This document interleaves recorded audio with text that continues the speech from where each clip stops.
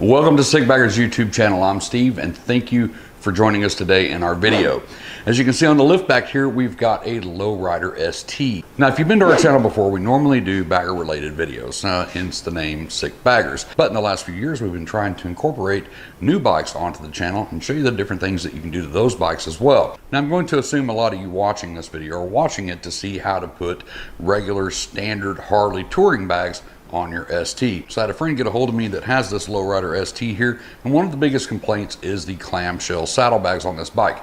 And after doing some researches in the forums, I noticed that as well. There's a lot of talk in the forums about getting bigger bags on your ST. The lowrider S doesn't come with the fairing or the bags, but I've shown you on the Advanblack channel how you can put the Advanblack color matched ST fairing on that bike. We've also done full-size saddlebags on the back, and we've done a tour pack. But today we got the ST in here, and I thought it would be a good way to show you the size difference between the ST bags and the standard short touring bags. Now, we got these bags from Advanblack. They are color matched to this bike. So we got the bags, we got the lids, we got the hardware, and we have the saddlebag rails to put on the bike so everything fits nicely. If you want to check out the lowrider S video where we put the touring bags on there, the tour pack, and the ST fairing from Advanblack, I'll put the link down in the description below to all three of those videos so you can go over there and check those out. But today we're going to be strictly focusing on the size difference between the ST bags and the Harley touring bags, and I'll also walk you through from A to Z and show you how to get them on your bike. So let's get the camera over to the workbench and I'll show you how to put these saddlebags together when you get them from Advanblack, and then we'll come back over here to the bike and we'll take these clamshells off and we'll get these saddlebags installed. So laid out here on the table is what you're going to need to put the bags together. There's only one other thing that you'll need, and that is the saddlebag rails. Like I said, I'll put a link in the description to all of these things. These standard stock bags, these standard lids, no cutouts for any speakers. You've got the one-touch hardware and a hinge kit that can come in black or chrome. Inside this box is the hardware that actually installs the bags to the rail, and of course you will need the saddlebag rails, which I'll show you in a little bit when we mount them on the bike. And I already have videos on this on the Advanblack channel that tells you how to put all of this in the lid, but we're just going to quickly do one here, and then you can just repeat the process on the next bag. So if you look at the outside of the lid, you've got a hole here for your lever. That's what opens and closes the bag. So you want to put that there, and then of course on the one-touch hardware, that's where the lever is going to go in there. So you're going to slide that to that side, making sure all of these screw pieces go underneath these four tabs. So you're just going to kind of rock it in just like that. You want to flip this over. This is one of the biggest things that I get phone calls on, is this piece right here can sometimes be pushed over and not fully seated in the hole. If that's like that, it puts that whole lid into a jam. You can still get everything put together, but it won't close and open on the back correctly. If you look in your hardware kit, you're going to see these four pointy Phillips head screws that are completely different than the rest of the bolts that come in this kit. You're going to take four of these.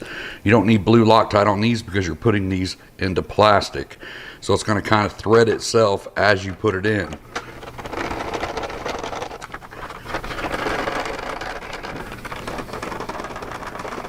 You're going to take your hinge cover right here. You'll see that these three holes in this bracket line up with these three holes, and then these three holes on the back side kind of push through that plastic. So you want to get it set up on there, line it all up just like that. We're going to flip this hinge up so we can get to the holes on the inside. Inside your kit, you're going to have 6 very short hex head bolts. These are the shortest bolts in the package. You're going to take 3 of those. This is going to be a Torx 20, and we are putting it in metal, so blue Loctite is required. You can use any medium strength Loctite that you want. I'm going to go ahead and load up my 3 bolts with some Loctite. Doesn't take a whole big gob of it, just put some on there. Set this up into place.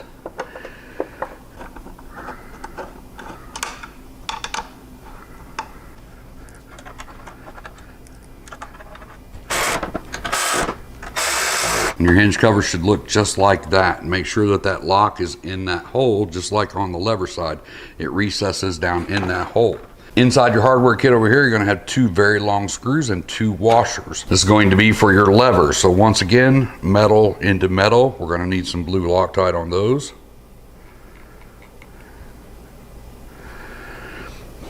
When you're putting this in, You're going to set it in and turn it until you feel it drop into place. And once it drops into place, you can actually move the lever like this. You can see these levers here moving as we open and close, and that's what latches on to these little guys inside the bag and keeps your lid closed. So make sure that that is dropped all the way into place before you put this screw in.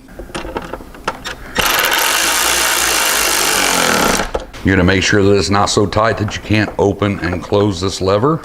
Now the one-touch hardware is installed into the lid. The only thing we have left to do is put our rubber seal in. We want to go ahead and peel back this red cover, this double-sided sticky tape that's on this. We're going to start right here in the center of this hinge. We're going to pull this back and we're going to start pushing it down into the lip around the lid. The biggest thing here is make sure that you don't stretch and pull this around the corner. You have plenty of rubber. You're actually going to be cutting some off by the time you get to the other end.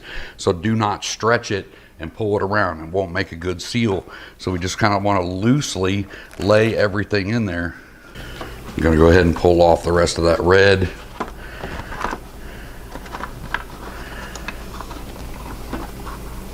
Making sure that you push it down in there, don't pull it tight. And we're going to tuck it underneath the cable for our lock. Pull it through, push it back a little bit, make sure you're not stretching it. And you can see right there we got quite a bit to cut off. Now our lid's ready to go on our bag. So we can move this out of the way and get our bag up here on the table. If you look over here at your hardware kit, you're going to have 16 of these medium-sized screws. We've got the short ones, and then the medium ones, and then the long ones. So the medium ones, 16 of those, you got 8 on each bag. So we're going to take this, we're going to flip it to the inside like this, and then we're going to start running these screws in on the outside. I'll go ahead and doctor up 8 of these with some blue Loctite. We're going to hold this up in here.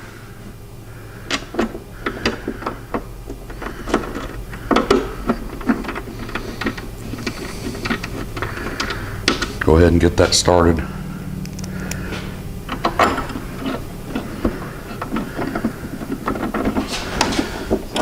I recommend that you use a ratchet to run these in. Don't use any power tools because you're running them through plastic.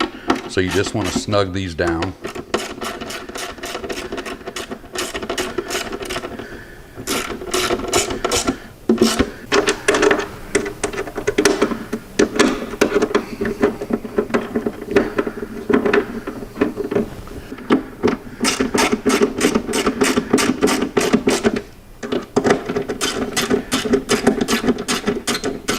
Now when you're getting ready to put the lid onto the bag, your tether is going to have 2 of your screws inside of it here, and then on the table you've got the 4 longest screws, so you're going to grab 2 more of these long ones that match the ones in the tether and go through these 4 holes here. So the first 2 are going to go in the middle, and then your tether will go on and cover those 2 center screws, leaving you with the tether on the bag. Now with a flat style touring bag, this is pretty easy to do because you can stand the bag up on the table. You may want to save this part until after you get the bags installed on the bike. That way they're solid on the bike, they're upright like this, and you can walk the lid up to it and put your screws in.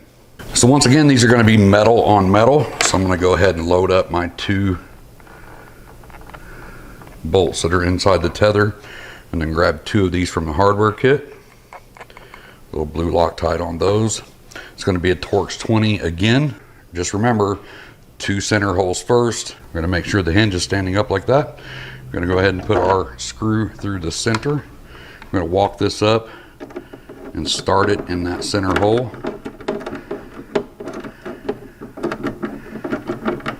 We can go ahead and walk that in as much as you can. I'm going to grab our other one.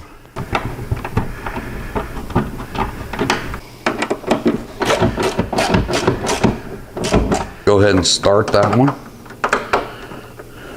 I like to get both of these started before I torque these down. We want to make sure the lever is up when we close this lid, just like that. Push down until it grabs, just like that.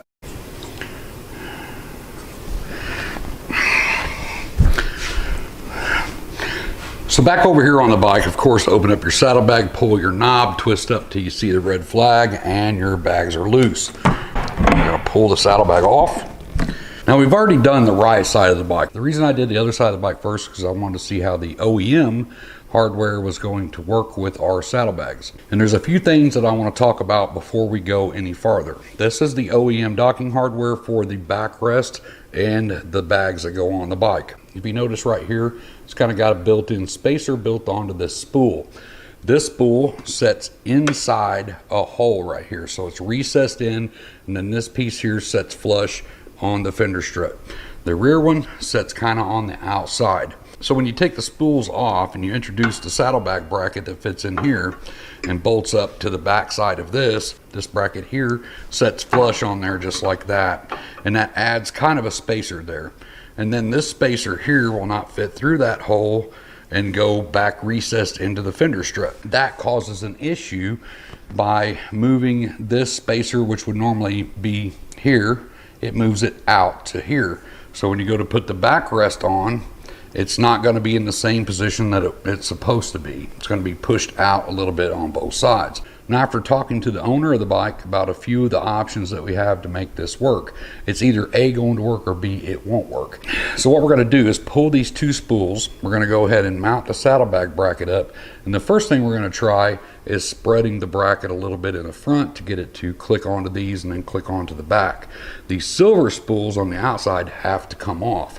When you're running these hard bags with these lids up here now, your lid closes this way. With the silver spools, where your old hard bag's mounted, the lid will now hit these. So what we want to do is remove this silver one. We're going to take our bolt, put it back on here, and put it back on. But remember, this is going to be pushed out a little farther than it is here. So we're going to try to spread the bracket. If that doesn't work, the only other option that you have is to get rid of that spacer. The only way to get rid of that spacer is to grind that off. Now, I have a couple of extra spools over there on the workbench, so I'm not going to be messing with the OEM stuff, but I do have some spools over there that I may end up trying in this video. And if that's the case, we're just going to grind that spacer off, and it goes butt up against this, so you'll never even see it. So it's going to butt up against that instead of going into the hole, and then we won't have to spread that bracket as far. But we'll try spreading the bracket first. So the first thing we want to do is get these spools off.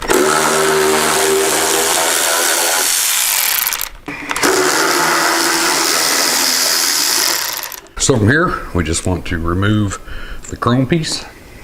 Put the spool back on. Go ahead and add a little bit more blue Loctite on that. I'm going to reach in and grab this plate that's back here. This will come out. If it does come out, it's no big deal. If it falls down, it's a long plate. It's got two of the threaded holes on it. We're just going to push that back in.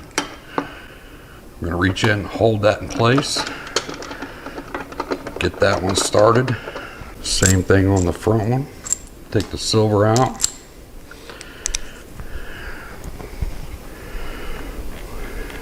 A little Loctite. Get that one started. If you want to run these bungs down here on the bottom, you're going to have to get some spacers for that, but we'll cover that just a second. The reason for me getting this mounted up was to see if we could spread that bracket on that backrest to make this fit. So we got the saddlebag rails on both sides, docking hardware on both sides. Now we're going to take the backrest and see if we can't spread this apart. We're basically just going to be pulling this apart a little bit to see if we can't make up that 1/4 inch difference and still mount the backrest. So we're going to get that right side on. We're going to come to this side. We're going to spread this just a little bit. And it goes right on. Come here to the back and lock that back on. Now that actually worked, and that's a good thing. So we've solved that issue. It is a little bit more of a spread on that front, but there's quite a bit of play in that bung. So it allowed me to just kind of pull the bracket on the backrest a little bit and slipped it right down into place. Now let's address this issue here. This saddlebag rail comes in and goes behind this bung, or where your rear foot peg would go. So these are generally put on to protect your saddlebags if you drop the bike. Now this left side and that right side mount completely different. Same two holes, but a little bit different. The right side saddlebag bracket goes right on. No issues. The left side, we actually had to space it out away from the bike. So what the issue is where this saddlebag rail comes in and goes behind this. This saddlebag rail has to sit in front of the frame, but so does this piece. So you can see this angle right here is hitting the bracket that's supposed to lay flush right up against the frame. So we have to pull the bracket away from the bike to allow this angle to get in behind it and bolt to the frame. And the way I did that is with some aluminum spacers. Now you can pick up spacers just about anywhere. Ace Hardware, any of the big box stores has different size spacers. So if push comes to shove and you're dead set on running both of these and you can't find an aluminum spacer, stack up some washers. It's not going to look the best, but it's also back in here, so you're not really going to notice it that much. You could even paint the washers black if you wanted to, stack them up, put them in there. So when you fill the space on the top, you have to fill the space on the bottom as well. If you just fill the top and you try to run the bottom end, your rail is going to be crooked. From the front or rear of the bike, where you can see both of these pegs at the same time, you're not going to be able to tell that little bit of a difference. You're going to space it out, but you're never really going to tell that one side's out farther than the other. And that's what we call welcome to the world of customizing your bike. We're taking things that don't necessarily go on this bike and we're putting them on there. So sometimes we just have to make modifications like that to make things work. So when you get ready to set the saddlebags on the bike, make sure you've got a washer on the saddlebag bolts that we include with the saddlebag rails. Those are going to screw right in here through the bag. I'm going to set the bag up into place,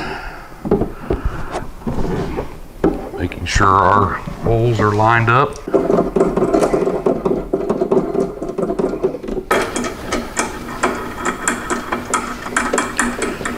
Our other bag, set it in place.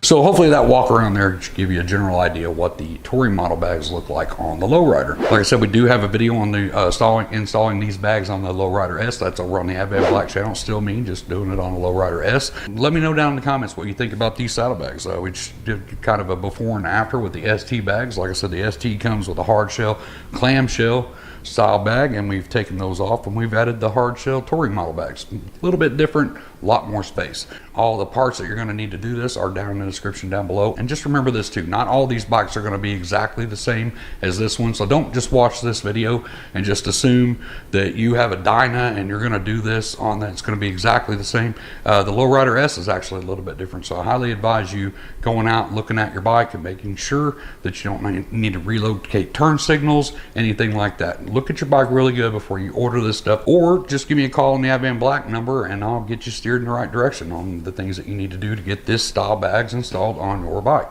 I really hope this video helped you today. If it did, please hit that like button. Don't forget to check out the rest of our channel. Subscribe if you want. We've got a ton of touring model and a ton of Softail videos on our channel. All of them are free, here to help you save money. I'm going to get out of here, get myself cleaned up. I hope to see you in the next video, but until then, as always, be safe. Keep your knees in the breeze. Thanks for checking out the video. Don't forget to hit that like and that subscribe popping up over here. And don't forget to check out the rest of the channel because we have a ton of bagger related and Softail videos on our channel. And to get you started, maybe you can check out this one or this one. I'm not really going to say anything else. You can just click one of those and take you over to another video.